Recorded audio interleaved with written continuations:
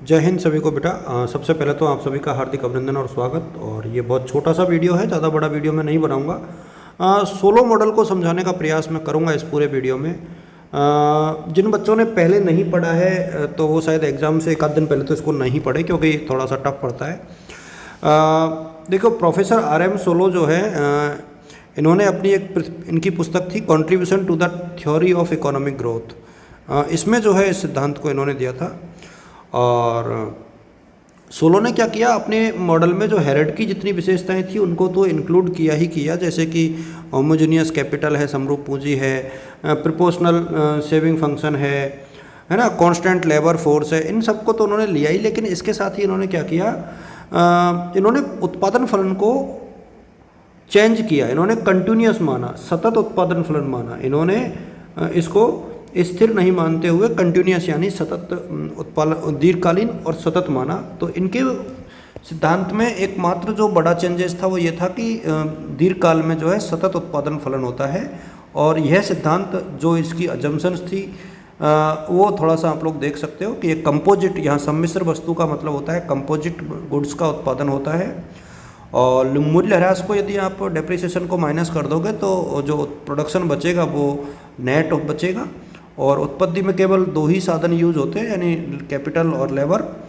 और पैमाने के जो है स्थिर प्रतिफल लागू होते हैं, और कीमत और मजदूरी की दर जो है लोचशील होती है। देखिए, अजम्पशंस तो आपको याद कर ही लेनी चाहिए, क्योंकि अजम्पशंस महत्वपूर्ण होती हैं। श्रम जो है स्थायी रूप से पूर्ण रोजगार में कार्यशील होता है, यानी लेबर मार्केट में परफेक्ट फुल एम्प्लॉयमेंट होता है। उत्पत्ति के दोनों साधनों की जो सीमांत उत्पादकता है उसके यानी जो मार्जिनल प्रोडक्टिविटी होती है उसी के अकॉर्डिंग उनको पेमेंट होता है। और वृद्धि दर जो है एक्जोनियस होती है, यानी बाहर से निर्धारित होती है। Labour force determined with the exogenous. और कैपिटल एक्यूमुलेशन जो होता है वो वस्तु के संचय के रूप में होता है। और श्रम और पूंजी को एक दूसरे के साथ परफेक्टली जो है स्थानापन्न या माना गया है, सब्स्टिट्यूशन माना गया है। टेक्नोलॉजिकल जो प्रोग्रेस है वो न्यूट्रल है। और बचत आय अनुपात कांस्टेंट है, यानी S/Y जो है यहाँ भी स्थिर होता है। हेरड की भांति जो है, हेरड और डॉमर की भांति RM सोलो ने भी जो है अर्थव्यवस्था में एक ही वस्तु का उत्पादन माना, ये आप जानते ही है। अच्छा, सोलो के अनुसार क्या था, उत्पादन की दर YT, उत्पादन की दर को इन्होंने YT माना। और इन्होंने कहा कि इसका एक भाग तो जो है उपभोग में काम में आता है और शेष भाग जो है बचत में आता है। और जो बचत होती है उसी को इन्वेस्टमेंट कर देते हैं। ये मैंने बहुत सारे वीडियोज़ में और क्लासरूम में भी इसको एक्सप्लेन किया है। अर्थात जो हमारी जो वास्तविक बचत होती है बेसिकली वही हमारी निवेश के बराबर होती है, यानी जो actual saving is equal to actual investment. ध्यान रहे इस चीज़ का। तो जो शुद्ध निवेश और जो पूंजी का स्टॉक होता है वो KT होता है, और बचत दर जो है SYT होती है। ठीक है, और ये दोनों जो है बराबर होते हैं। अब हम लोग यहाँ पर ये थोड़ा सा इक्वेशन के रूप में चले तो के ऊपर यदि आप डॉट लगाते हुए चलोगे तो इसके बाद के का कोफिशिएंट जो होता है बेसिकली ये S और Y पर डिपेंड करता है। और के डॉट, इसको आप कुछ भी बोलिए, लेकिन lambda K upon delta K upon delta T है ये दोनों के बराबर इसकी वैल्यू होती है। और यहाँ पर Y जो होती है वो फंक्शन होती है कैपिटल और लेबर का। ये पहली इक्वेशन थी हमारी, ये दूसरी इक्वेशन है। तीसरी इक्वेशन में ऑब्वियसली है कि यहाँ पर जो वैल्यूज हैं Y की वो पुट कर दी यहाँ पर, तो ये वैल्यूज पुट करते ही थर्ड इक्वेशन हमारी बन गई यहाँ पर। और इसके बाद समीकरण 3 में जो है तकनीकी संभावनाओं को व्यक्त करता है। एक्चुअली L जो है रोजगार का स्तर होता है। और जैसा कि हमने पहले ही कहा था कि श्रम शक्ति जो है बाहर से प्रभावित होती है, तो LT जो है LOTNT, मतलब जो E जहाँ पर जो है एक्सटर्नल फैक्टर है। हो सकता है कि बेटा ये थोड़ा सा टफ पड़े आप लोगों के लिए, तो जिन बच्चों ने पहले नहीं पढ़ा है मैं अभी भी कहना चाहूँगा कि वो जो है इसको छोड़ सकते हैं। तकनीकी उन्नति के अभाव में जो है N जो है वृद्धि दर, तकनीकी उन्नति के अभाव में N हेरड की वृद्धि दर प्राकृतिक दर के बराबर होगी, यानी GA के बराबर होगी। T समय T यानी T में L श्रम की जो मात्राओं के बराबर रोजगार उपलब्ध कराया जाएगा। इसको थोड़ा सा उसी के अकॉर्डिंग आप देखें।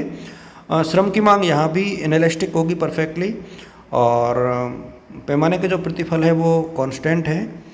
और यहाँ पर जब एल की वैल्यू आप प्रतिस्थापित करोगे तो ये पांचवी इक्वेशन निकल करके आ जाएगी। S F as it is है, के एज इट इज है, एल की जगह L O T N T आ गया। और पॉसिबल जो ग्रोथ पैटर्न है प्रोफेसर आलम सोलो ने जो है अपने मॉडल के वृद्धि के विभिन्न स्वरूपों को खोजने के लिए जो श्रम की शक्ति है वो श्रम और पूंजी के अनुपात से प्रभावित होती है, तो उनके अनुसार ही एक नया आधारभूत समीकरण, एक नए चर आर को इन्होंने प्रदर्शित किया है।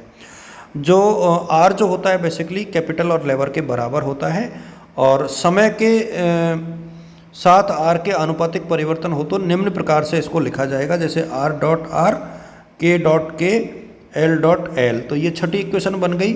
अब जैसे ये छठी इक्वेशन बनेगी तो इसमें आपने के की वैल्यू को प्रतिस्थापित कर दिया और L dot N equal to N कर दिया, और समीकरण 6 में इसको प्रतिस्थापित कर दिया। अब यहाँ पर आप देखोगे कि आर डॉट आर बराबर क्या आ गया, ये इक्वेशन एज इट इज आ गई, माइनस एन हो गया, क्योंकि ये 7वां समीकरण है यहाँ पर।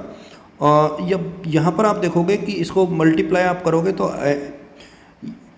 ये आर एस एफ और के हो गया माइनस एन आर हो गया, क्योंकि ये जो आर है वो इधर आ गया। इसको यहाँ पर आप इस तरीके से भी देख सकते हो कि ये जो आर है वो यहाँ पे आ गया। तो सोलो का जो मॉडल है पैमाने के स्थिर प्रतिफल को व्यक्त करता है, और इसलिए समीकरण जो 7 है यहाँ पर को एक बार एल से गुणा करने पर और एक बार एल से विभाजित करने पर क्या आएगा।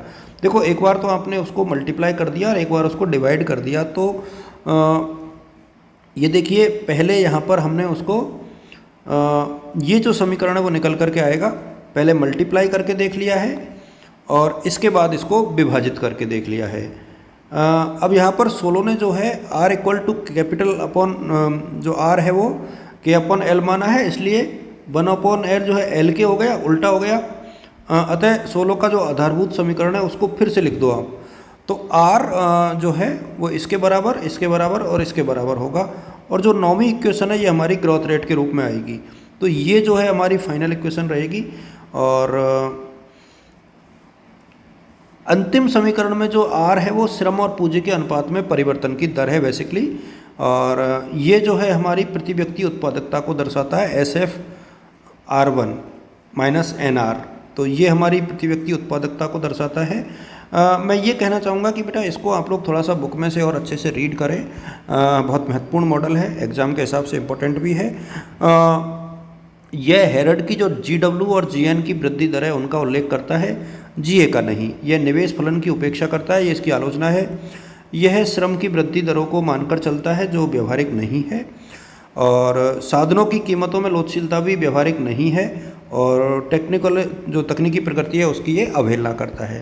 तो ये कुछ चीज़ें थी, हालांकि ये उतना आसान नहीं है, मैं कभी विस्तार से इसको फिर समझाऊंगा, लेकिन फ़िलहाल जो है इसको हम लोग यहीं समाप्त करते हैं, क्योंकि एग्ज़ाम के हिसाब से इतना हमारे लिए काफ़ी है। आप सभी को शुभकामनाएं, wishing you all the best और गुड लक। थैंक यू बच्चों।